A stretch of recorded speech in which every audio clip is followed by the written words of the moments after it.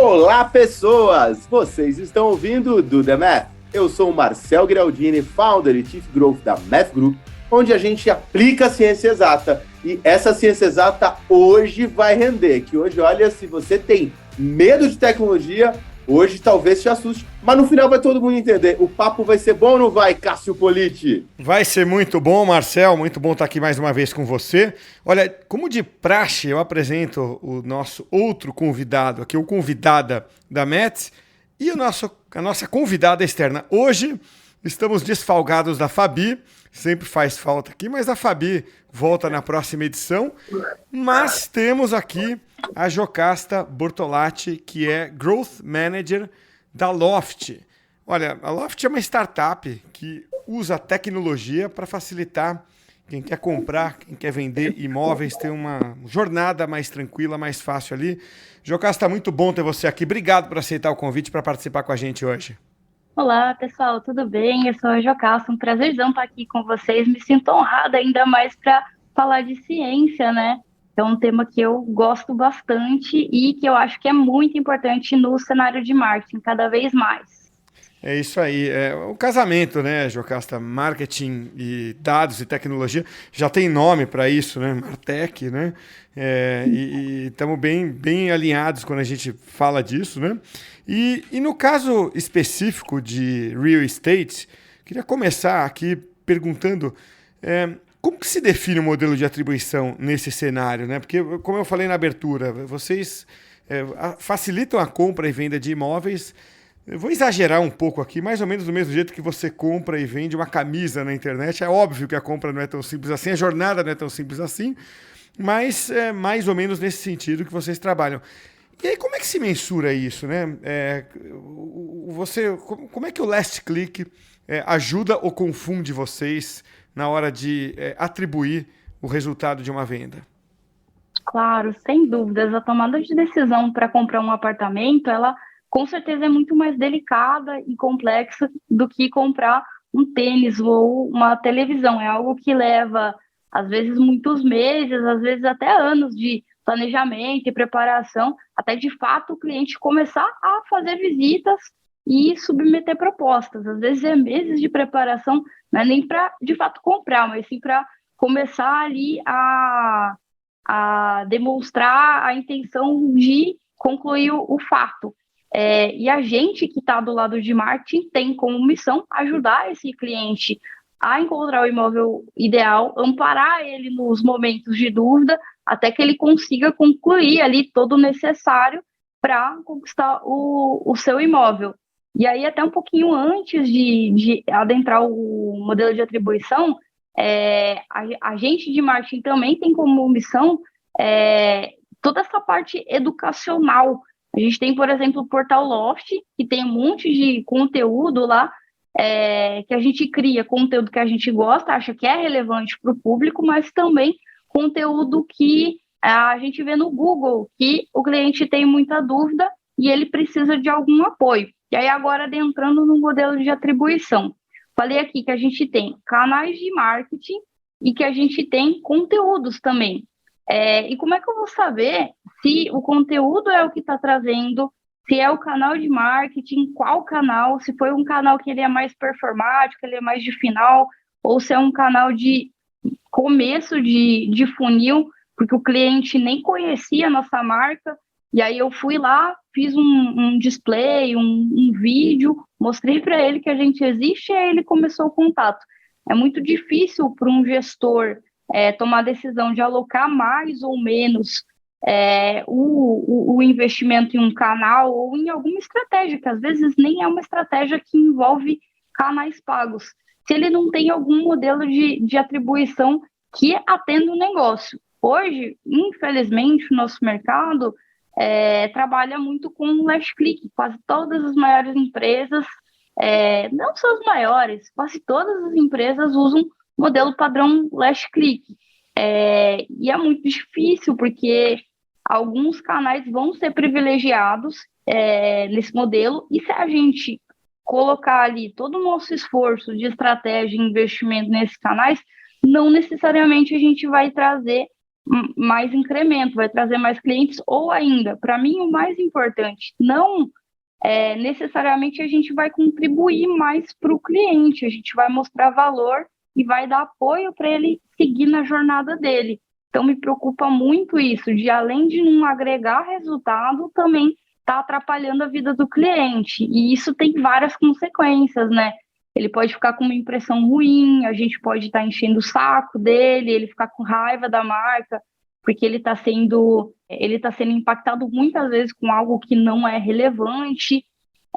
Então, eu acredito que é nisso que encaixa o modelo de atribuição, e por isso que eu acho que o last click ele é um pouco problemático. A gente tem vários outros modelos disponíveis no mercado hoje, last click, U-shaped, linear, última interação não orgânica, mas o que eu pessoalmente gosto, acredito, acho que é o modelo de Markov, porque ali você pode testar várias possibilidades de caminhos de conversão, e você vai entender com muito mais acurácia qual que é mais performático, qual que faz mais sentido, e entender também se tem algum ponto de interação que não faz sentido, que ele não deveria estar ali, que ele está mais atrapalhando do que ajudando. Jocasta, eu gostei muito da tua preocupação com estar mais atrapalhando do que ajudando. Eu vou fazer aqui uma menção honrosa ao meu grande amigo Pedro Engertner. Quando eu comecei a dar aula na SPM em 2014, lá no... né, assim, teve ali 2014, que em tese ainda não é uma década atrás, mas como teve os 75 anos de pandemia no meio, já é outro século, né? Eu lembro que cara, alguma dica, a primeira aula que ia dar era de marketing digital, eu fiz, dá alguma dica, ele, com essa lâmina, e a lâmina que ele mandou era um cara segurando uma mala, era só um gif de um cara pegando uma mala e a mala abrindo, era um gif com isso, e aí estava escrito embaixo, no marketing digital não seja mala, porque é muito fácil ser mala. E é real, é muito fácil ser chato. Então, de vez em quando a gente tá, não, mas isso não tá performando e aquilo, mas também tem que perguntar que tem que ser prazeroso pro cara do outro lado, porque assim, hoje a gente conseguir ter atenção já é muito difícil. Se você for chato uma vez, a próxima escolha dele é não prestar atenção em você. E isso é real. Voltando aqui pro modelo de atribuição, quando eu olho para negócios, principalmente negócios imobiliários, ou para ficar mais bonito, real estate, né? A gente tem um preconceito, né? Um conceito pré-concebido de dois itens. O primeiro é que você tem ali isso como um ciclo de jornada longo. Ninguém acorda de manhã, sai de casa, compra o pão em um apartamento. Então, assim, é um ciclo longo. Dificilmente, eu diria que se alguém vai lembrar de uma exceção ou outra, é só exceção confirmar a regra, um processo desses acaba no mesmo dia que ele começa, né? Então é uma coisa que a pessoa começa a pensar, ele vai ver, é o momento de vida, se é o lugar, tem muitas pequenas decisões até ele finalmente assinar um contrato. Então esse processo é um processo, por definição, longo, e até pelo método de compra longo, né? Você não passa por cartão de crédito e compra. E o outro lado é que, além dele ter compra, ele ser longo, eu vou parafrasear aqui o Anderson da XP, que já veio aqui, ele trouxe o conceito para falar de incrementalidade, ele falou de alfa e beta, né? Então tem a coisa do beta, que é o que o mercado faz, e tem o alfa, que é o que o marketing consegue fazer. Mas eu olho para a real estate, e esse beta, aquilo do mercado, ele tem dois componentes praticamente dentro dele muito fortes, que é o momento de vida da pessoa. Não tem aquele momento de vida, vai casar. Ok? É o momento de comprar ou alugar um imóvel.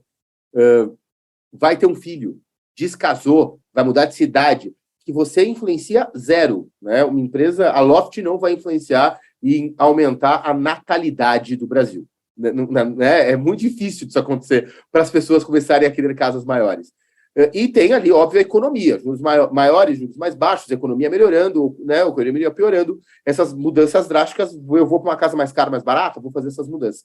Então, esta visão de um ciclo longo e um beta, né, um mercado que manda muito, eu entendo que na hora que você vai trazer uma decisão baseada em dados, isto por si só é um problema, porque a minha visão, e aí o meu preconceito, agora é preconceito mesmo meu, quando eu olho para o mercado de real estate, é aquilo do sabichão, sabe? Não, eu sei porque o mercado é assim. Não, quando a nuvem... Como é que foi? Você é uma pessoa que a gente já conversou, né, aqui nos bastidores, alguém que de ciência aplicada, alguém bem estatística, que entra nesse mercado que tem variantes externas muito fortes, começa a trazer a previsão, ó, a gente vai ter que usar o dado e a gente vai ter que entender que a veracidade do dado vai ser impactada pela qualidade da informação, ter tudo isso que é muito científico para um mercado que, em tese, não seria tão científico. Como é que foi isso contigo? Cara, é muito difícil mesmo, ainda mais quando você vem de um mercado de varejo. No mercado de varejo, é muito mais fácil, porque você tem uma quantidade de dados maior, e eu tenho a impressão que aqueles dados têm um pouco mais de coerência, justamente porque é muito mais fácil comprar um tênis, uma lavadora, uma TV, do que um apartamento. Então, é mais fácil de você inferir causalidade do que no mercado de real estate.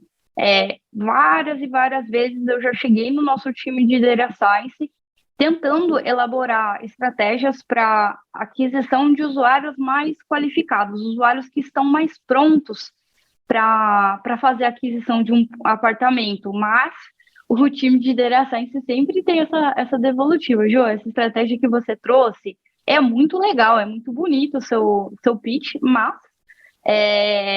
não vai dar para inferir causalidade, então dificilmente a gente vai conseguir aplicar dessa forma que você está trazendo.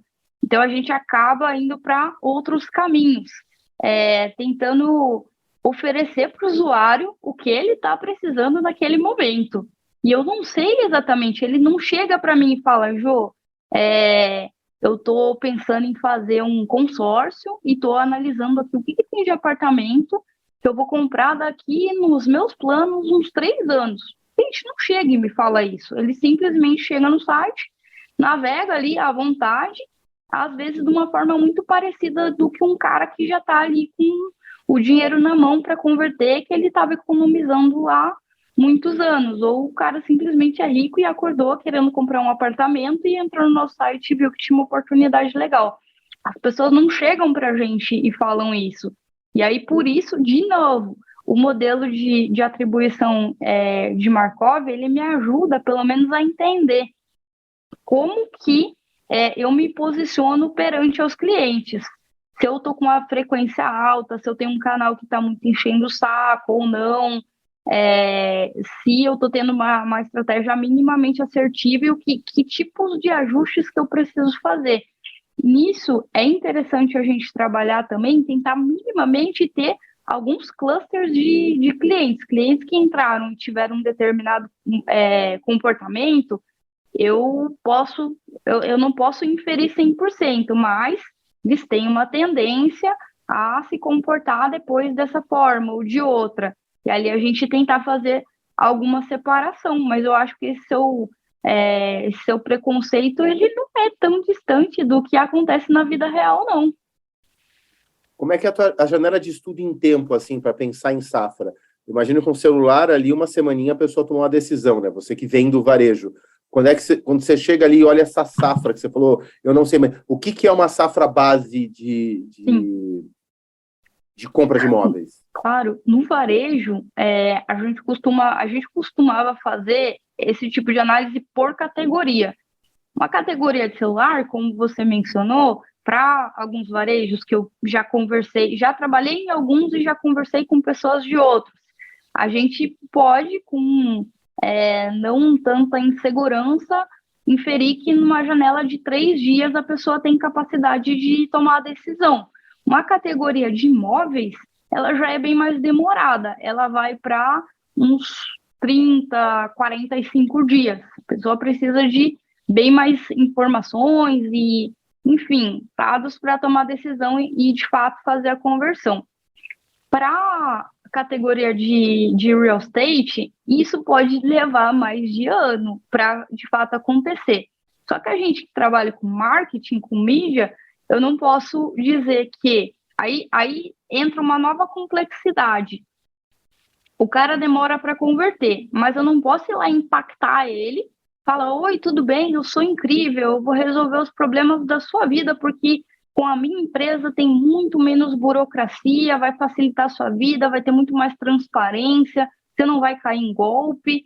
Falar isso para ele, um discurso super bonito, e esperar que daqui 1 ano ele volte para cá. Ou ainda, eu não posso ficar 1 ano bombardeando ele de mídia, e lá quando ele ficar 1 ano inteiro investindo milhões de reais, e aí quando o cara de fato resolve converter, eu vou acabar tendo um lucro menor do que eu já gastei com esse cara em mídia. E acontece. Pode acontecer, porque determinados formatos são muito caros.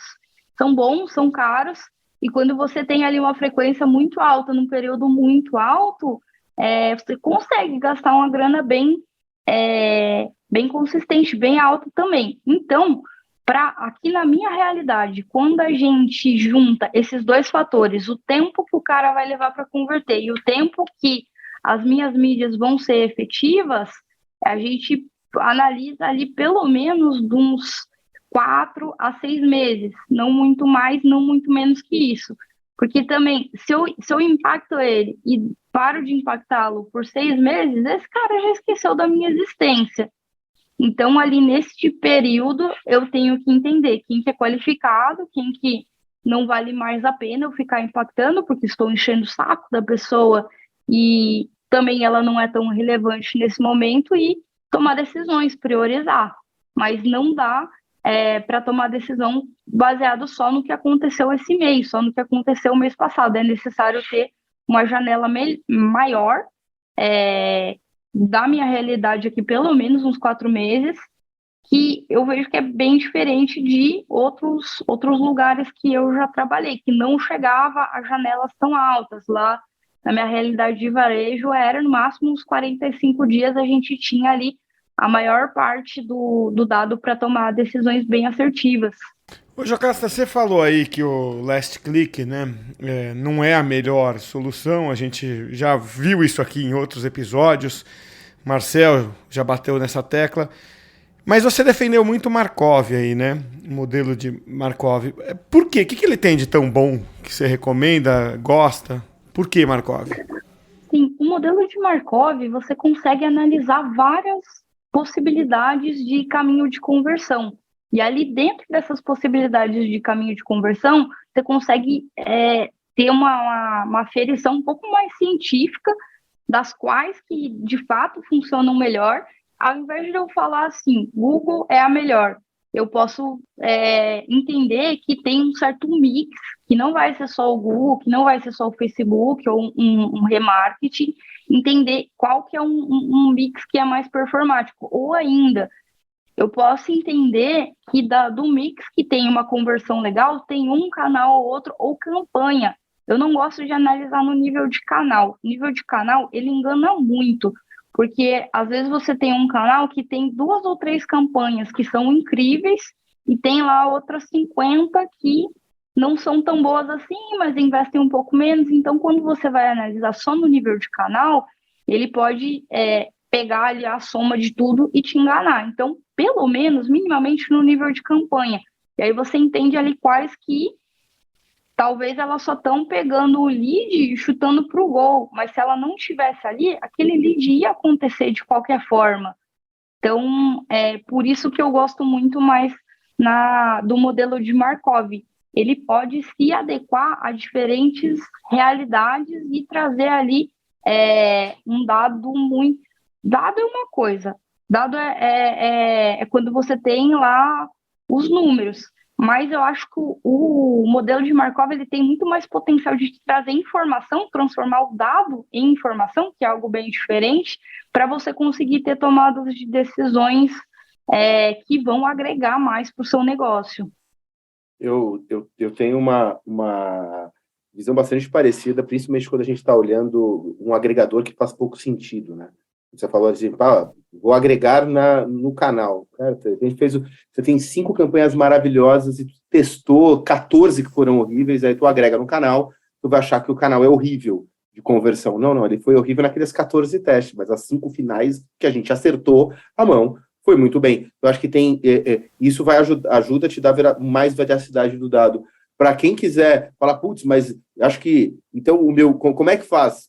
Volta, vai olhar outros canais aqui, alguns outros episódios. Eu aconselho da Magda fala, a gente olha a jornada no nível do CPF, né? Então, ela está no ponto de assim, não interessa mais qual a campanha, ela não agrega por campanha, ela olha todas as campanhas, todos os canais de um ser humano. E aí teve o papo que a gente, se eu não me engano, faz com o pessoal da URB.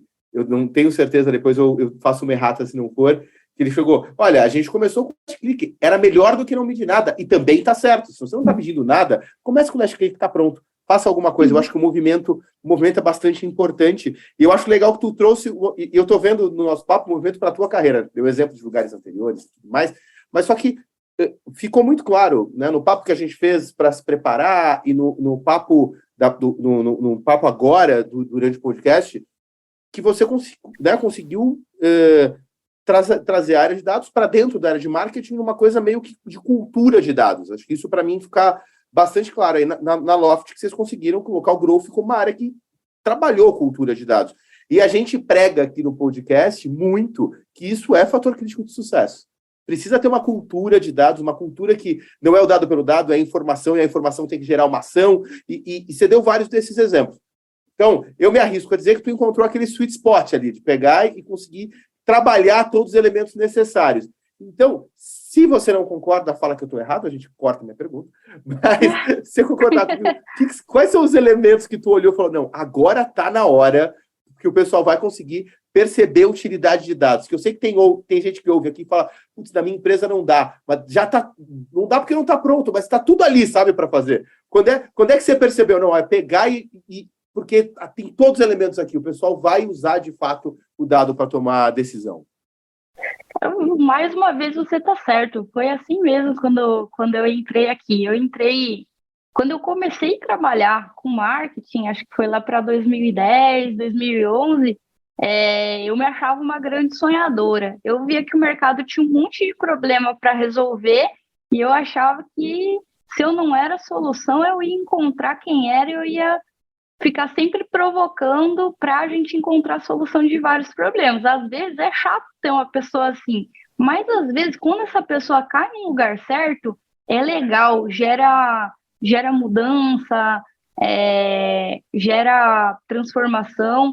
E aqui eu encontrei um time de data science absurdo, pessoas assim incríveis que abraçam os nossos problemas com vontade. Quando a gente chega com um problema para a galera, eles ficam com os olhos brilhando. Conforme a gente estava conversando aqui, você ficou falando ali que você subiu lá X campanhas, aí teve 5 que foram boas, 14 que foram ruins.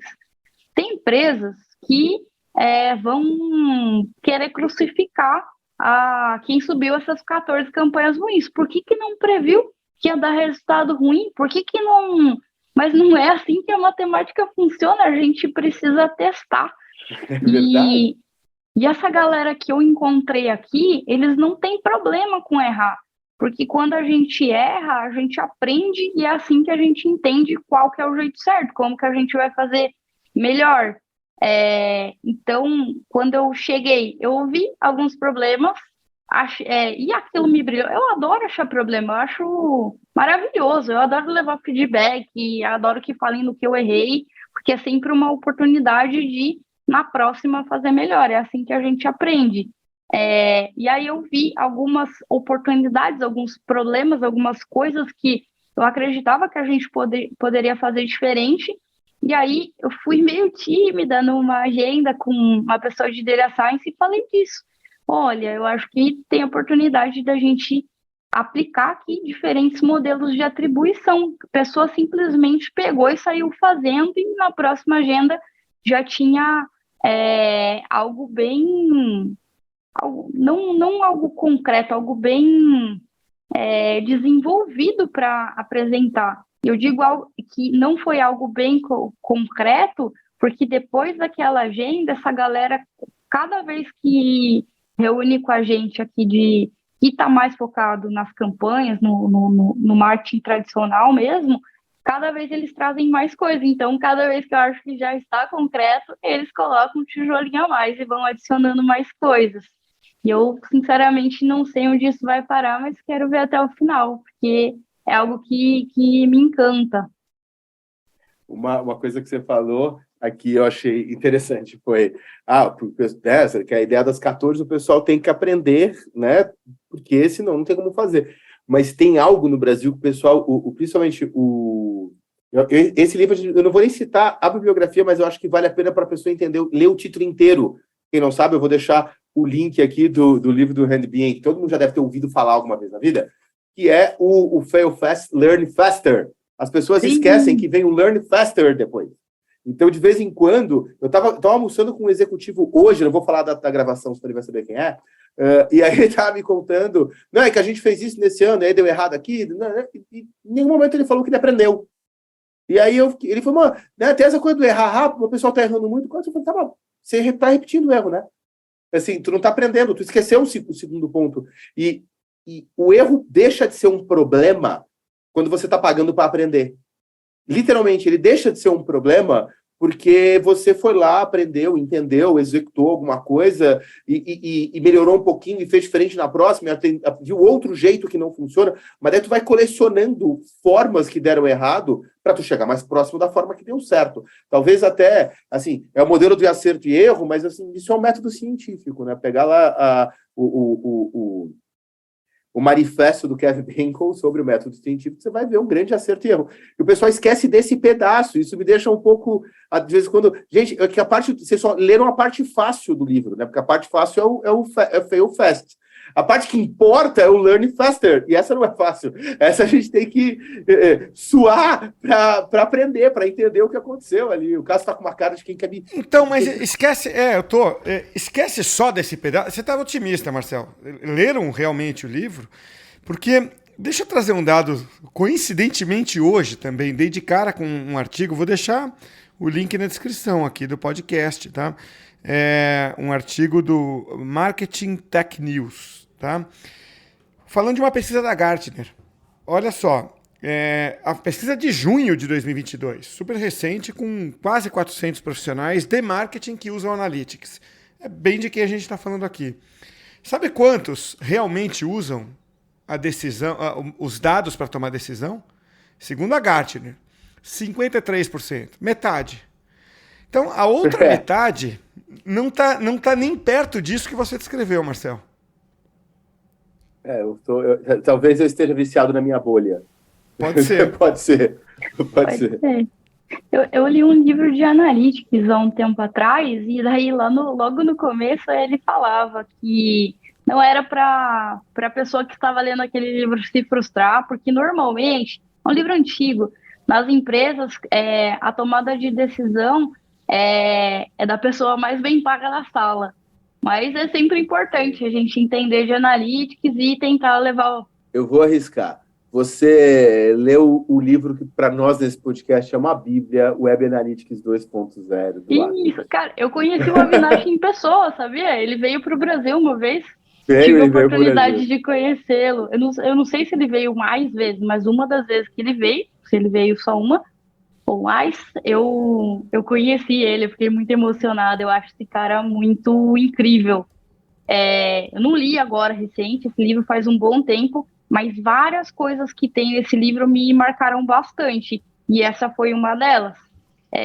Normalmente a decisão é tomada pela pessoa mais bem paga da sala. Então, eu na época analista, hoje como gestora, eu tenho que entender que eu como analista tenho que influenciar a pessoa mais bem paga a tomar decisões baseadas em dados, eu tenho que ter um discurso e números coerentes para convencê-la do contrário, caso ela esteja tomando uma decisão errada.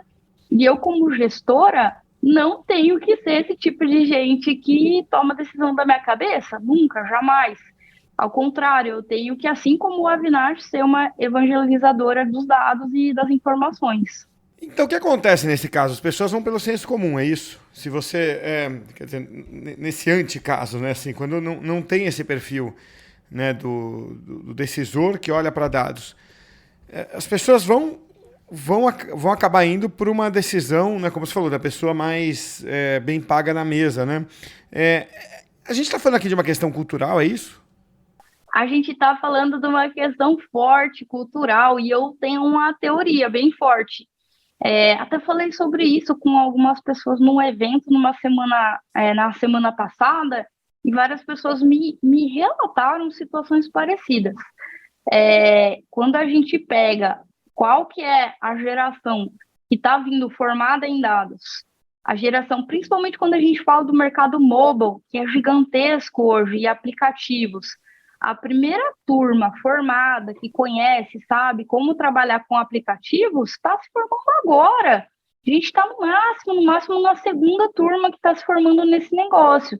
Só que quando a gente pega quem de fato está ali numa posição de alta gestão, num cargo de C-level, é uma pessoa que é de uma geração passada, que não tinha essa cultura tão forte ainda. Então, muitas vezes, cabe a gente fazer esse papel de educação. Quando eu vou para uma agenda que eu preciso que seja tomada uma decisão muito baseada em dados, que contraria o senso comum, quando ela não contraria o senso comum, tá ótimo, tudo maravilhoso, mas quando ela contraria, é mais complexo e eu preciso fazer. Antes de falar, a gente vai cortar. Teve uma vez que já me aconteceu numa empresa que eu trabalhei, que eu queria cortar todos os afiliados, porque pelo modelo de atribuição aplicado na época, eles só traziam 3% do resultado que estava atribuído a eles.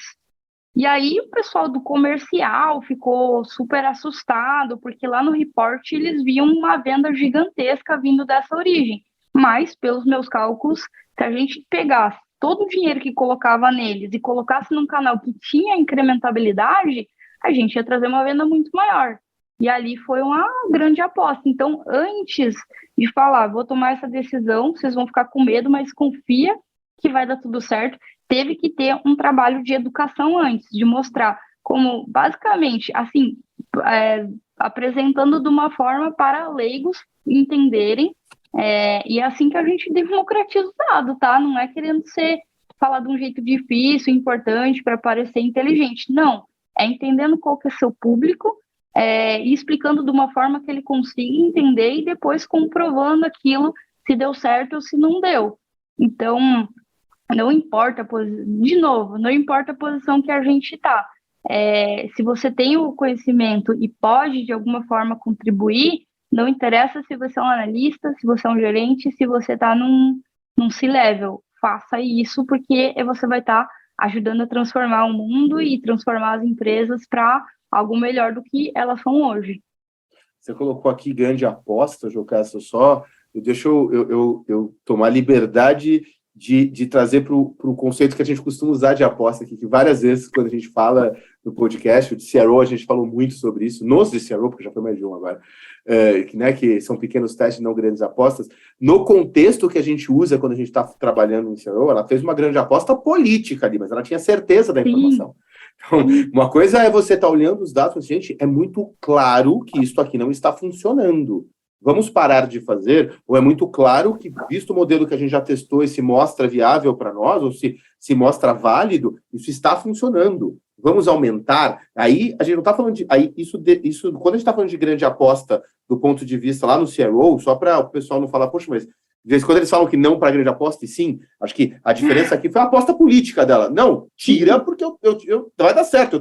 Eu tenho certeza porque eu estou vendo o dado. É diferente, não, olha, visto como diz o pessoal estava falando aqui, vou falar agora para falar de coisas, em vez de falar de insights, porque tem gente que já trouxe insights mais diferentes modelos, fala assim, leva a astrologia, Marcelo, se quiser falar que a pessoa tirou na cabeça. Então tá, então eu vou seguir o conselho que me deram.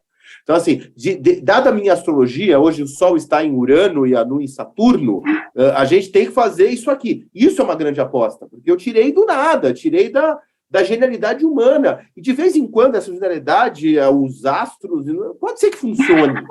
Mas, cara, aí sim, testa pelo amor de Deus, testa pequeno, deu certo, escala. E assim, antes de escalar deu certo, responde o deu certo por quê. Mas complementando o teu ponto, Jocasta, assim, eu acho que além do problema político, tem um problema que a opinião da pessoa mais bem paga da sala, ou o hypo, como gosta de dizer Isso, o o Avinash Avinash, fala esse time, né? Ele usa esse exatamente termo. esse termo, né? Ele fica tá falando com os hipopótamos. Mas eu acho que, além disso, tem a coisa que ninguém quer parecer idiota. E aí o cara tenta entender, baseado no nada, o que significa aquela métrica. E eu vou falar, eu já fui de reunião de altos executivos, time de digital, e nas minhas aulas da SPM, e pegar um elemento, e engajamento, bounce, sabe? O que é? E a pessoa não sabia. Pega Balsed, que é muito fácil. O Balsed não ia existir mais no dia 4, agora vai. Agora, enquanto gravamos o podcast, vai. Daqui a pouco o Google decide que não vai mais também. Mas vamos pegar. O cara acessou a tua página e não fez nada. Não fazer nada é literalmente nada, gente. Não é ele não clicou onde eu queria. Não, ele não fez nada. Se você colocou meta em rolagem, ele nem sequer rolou a tua página. Não fez nada. E aí fechou. Isso é Balsed.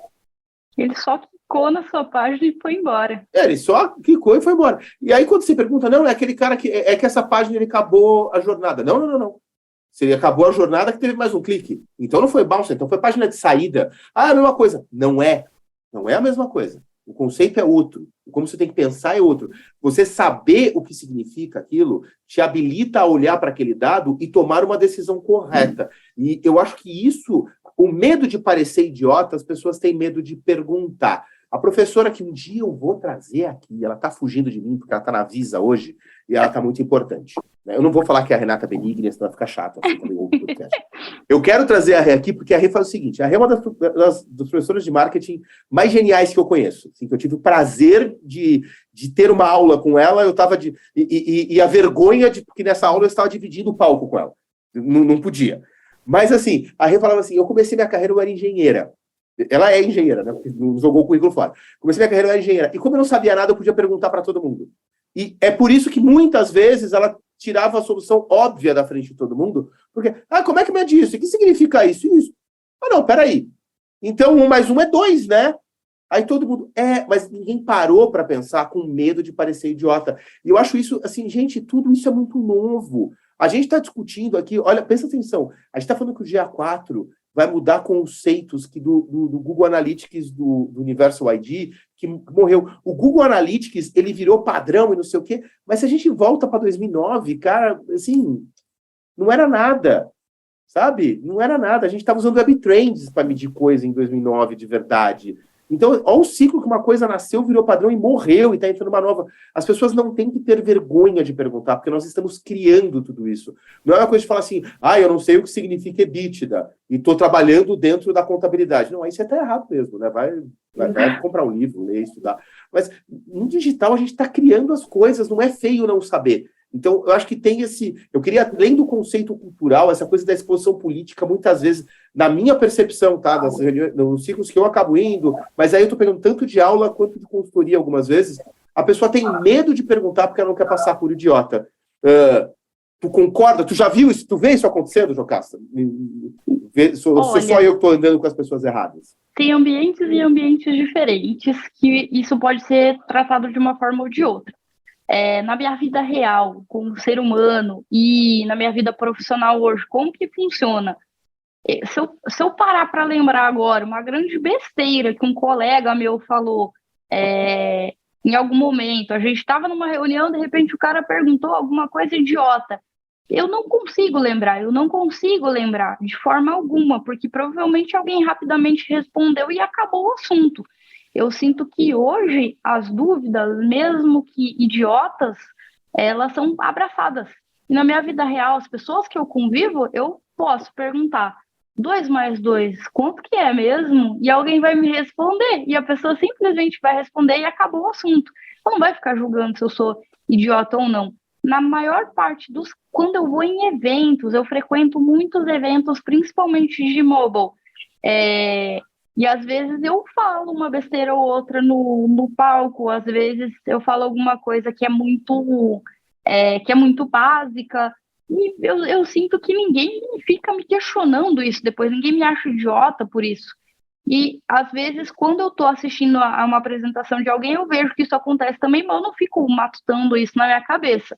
Então, eu me dou o direito de fazer perguntas básicas, de perguntas idiotas, de fazer perguntas das coisas que eu não sei e quero saber. Eu me dou esse direito a todo momento, mas eu já eu lembro de ter trabalhado em um lugar específico, onde não era possível. Se você fazia uma pergunta idiota não, porque acho que não existe. Eu vou Não parar de existe. falar isso.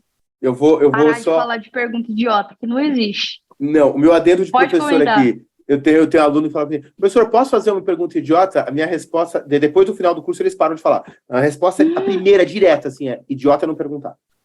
Não existe pergunta idiota. Idiota é não perguntar. Exatamente.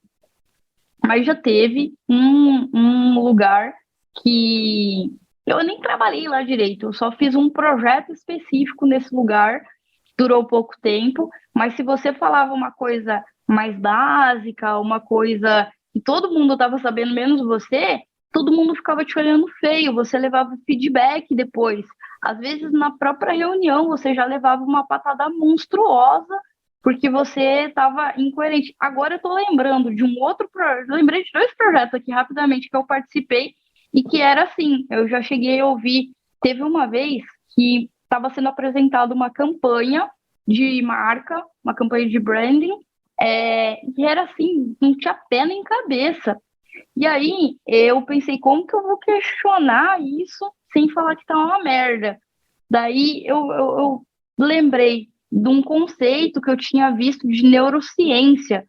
Daí eu falei, olha, tem um conceito de neurociência que eu vi numa apresentação há poucos dias, que ele fala que a utilização desse tipo de componente e tal não é tão adequada. Eu não sei se vocês já consideraram. E aí a pessoa bem bruscamente falou, eu acho que você está muito desconexa por falar de neurociência no meio de uma reunião de branding. Daí, na hora, eu pensei, eu acho que eu estou uns 5 anos minimamente adiantada dessa pessoa e por isso que ela não me entendeu. Mas na época eu já tinha maturidade para não ficar ofendida. Eu poderia ter ficado ofendida e ter ficado estimulada a ficar calado o resto da reunião inteira, mas não, eu fui cavando ali qual que era a comunicação mais coerente para aquele grupo de pessoas. Mas eu acho que tem uma questão cultural muito forte, que volta na questão anterior que a gente falou, permitir o erro. Se a pessoa não conhece, provavelmente ela vai cometer mais erro. Então, a gente, de novo, promover o conhecimento e dar espaço para que ele aconteça, para que ele cresça e, enfim. Deixa eu pegar carona nisso, então, Jocasta, para te fazer uma última pergunta aqui.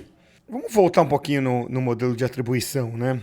A partir do momento que você tem um time multidisciplinar, evoluiu a esse ponto, né? Uma equipe trabalhando com dados, mas não apenas com dados.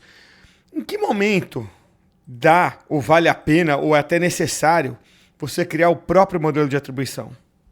Quando você tem ali um investimento alto e não está olhando para nenhum modelo de atribuição, você olha para o que já tem lá de prateleira no Analytics, por exemplo, você vai conseguir cortar um mato alto ali. Mas quando você tem um modelo próprio, você consegue ser muito mais específico e fazer ali ajustes bem finos que não seriam possíveis se você pegar um modelo de prateleira. Sobre Markov, eu vou reiterar aqui o meu convite ao Felipe Vargas, dele vir falar de como é que constrói modelos para a gente, ele e o Prolo, num podcast, já convidei os dois para a gente vir conversar sobre isso, mas tem uma visão que o Prolo traz que eu acho super importante, Cássio, e eu vou fazer cora que o Jocasta trouxe. Cara, você não tem nada, vai para o Last Click, já vai ser bom. Você já usou o Last Click, cara, coloca lá no Time Decay, começa a ver qual está funcionando, vai usando, poxa, tá legal, usa o DDA do Google, não tem problema. Na hora que você chegar num determinado momento em que tua jornada começou a ficar mais robusta, em que você já tem um volume de dados, teu investimento está alto, ele não vai mais te dar ganho. Porque daí você vai começar a ter que trazer a tua econometria para dentro do jogo. E aí, nesse modelo, o grande ponto é que as pessoas estão parando no primeiro step, resolvi. aí é que não fica tão bom. Mas, Jocasta, eu adorei o nosso papo. Eu acho que a gente conseguiu... eu comecei até, acho que eu fiz um spoiler errado no começo do papo. Eu achei que a gente ia trazer muita tecnicidade por tudo que a gente conversou fora do ar, mas a gente acabou tendo um papo, na minha opinião, bastante fluido e nem tão técnico assim. Muito, muito obrigado. E para quem quiser continuar sabendo aí as coisas que você compartilha, continua trocando, vendo teus conteúdos, quais são as redes que as pessoas devem te seguir? Eu não costumo compartilhar muito conteúdo, eu falho nisso. Eu falo muito mais em eventos do que produção de conteúdos, mas estou assumindo aqui agora o compromisso de passar a produzir conteúdos e vou compartilhar lá no LinkedIn, porque é lá que as pessoas que acompanham minha vida profissional me seguem, mais que em outras redes sociais, então eu acho que é o lugar mais adequado. Gente, estou prometendo aqui para a galera que vou fazer mais conteúdo para vocês. Se quiserem algum conteúdo específico, me mandem mensagem e eu vou produzir algo interessante. Link do LinkedIn da Jocasta está aqui na descrição do episódio. Mais uma vez, muito, muito obrigado. Chegou até aqui com a gente, gostou, curtiu, 5 estrelinhas e compartilha com seus amigos, que isso para a gente é muito importante. Valeu!